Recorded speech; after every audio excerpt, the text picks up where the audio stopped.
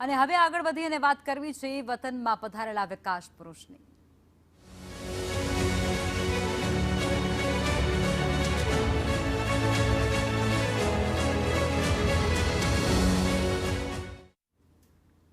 પ્રધાનમંત્રી મોદી થોડી જ વારમાં સાણંદ ખાતે પહોંચી જશે। સેમિકન્ડક્ટર પ્લાન્ટનું તેમના હસ્તે લોકાર્પણ કરવામાં આવશે, જેમાં કેન્સ સેમિકોનની ઓએસએટી સુવિધાનો શુભારંભ કરવામાં આવશે।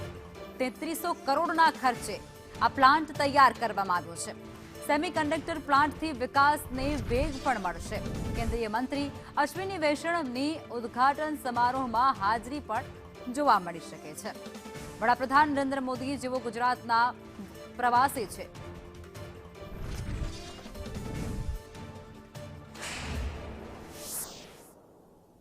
આજે ગુજરાત પ્રવાસે છે ને આજે ફરી એક વખત સેમિકન્ડક્ટરનો જે એક પ્લાન્ટ છે ને તેનું લોકાર્પણ પીએમ મોદીના હસ્તે થનાર છે અને અહીં સાણંદ જીઆઈડીસી ખાતે આ જે પ્લાન્ટ છે તેનું લોકાર્પણ પીએમ મોદી દ્વારા કરવામાં આવનાર છે।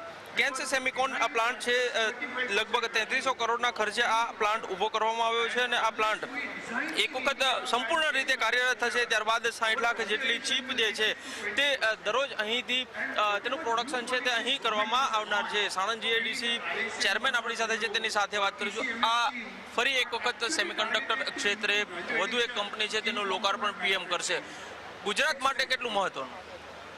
ગુજરાતની ઇકોસિસ્ટમમાં સેમિકન્ડક્ટર એક બહુ મહત્વનો રોલ ભજવશે। આપણી પાસે એમએસએમઈનું બહુ જ મોટું બેકબોન છે ગુજરાતમાં અને અત્યારે જે આ થઈ રહ્યું છે એ સેમિકન્ડક્ટરમાં ગુજરાત અત્યારે એક મોટું હબ બની રહ્યું છે। એના કારણે આ ઇકોસિસ્ટમથી ગુજરાતના તમામ ઉદ્યોગોને લાભ મળશે, ખાસ કરીને એમએસએમઈ ઇન્ડસ્ટ્રીઝને આના માટે બહુ જ મોટો લાભ મળવા જવાનો છે। સાહેબ, આ સાણંદ જીઆઈડીસી ખાતે જ આ બીજો પ્લાન્ટ જે છે તેનું લોકાર્પણ આજે થશે। એક પ્લાન્ટનું કામ અત્યારે ધોલેરા ખાતે ચાલી રહ્યું છે। આ સેમિકન્ડક્ટર ક્ષેત્રે ગુજરાતનું ભવિષ્ય કેટલું ઉજ્જવળ? સેમિકન્ડક્ટર ક્ષેત્રે ગુજરાતનું ભવિષ્ય ખૂબ ઉજળું છે, કારણ કે ભારતમાં આત્મનિર્ભર બનવા આ એકમાત્ર વસ્તુની આપણી પાસે ખોટ હતી, એ વસ્તુ પણ આજે પૂરી થઈ છે। આ મહિના પહેલાં પણ સાહેબે જ્યારે માનનીય વડાપ્રધાનશ્રીએ માઇક્રોનમાં પણ ઉદ્ઘાટન કર્યું છે અને આજે આ કેન્સમાં કરી રહ્યા છે। હજી 2 ઇન્ડસ્ટ્રીઓનું કામ ચાલુ છે, એટલે ભવિષ્યમાં આ એક બહુ મોટું હબ બની રહ્યું છે અને ગુજરાત માટે આ બહુ જ મોટી જરૂરિયાતની વસ્તુ હતી। ગુજરાત માટે નહીં, ભારત માટે હું કહી શકું, અને આ ભારતમાં સૌથી મોટું હબ બની રહ્યું છે। તો અન્ય એક ઉદ્યોગપતિ પણ છે, તેની સાથે વાત કરીશું। સાહેબ, આ પ્લાન્ટ અહીં છપાશે, રોજગારીની વાત કરીએ, રોજગારી કેટલી જનરેટ થશે? કારણ કે 2 જ મહિનામાં આ બીજો પ્લાન્ટ આવ્યો સેમિકન્ડક્ટર।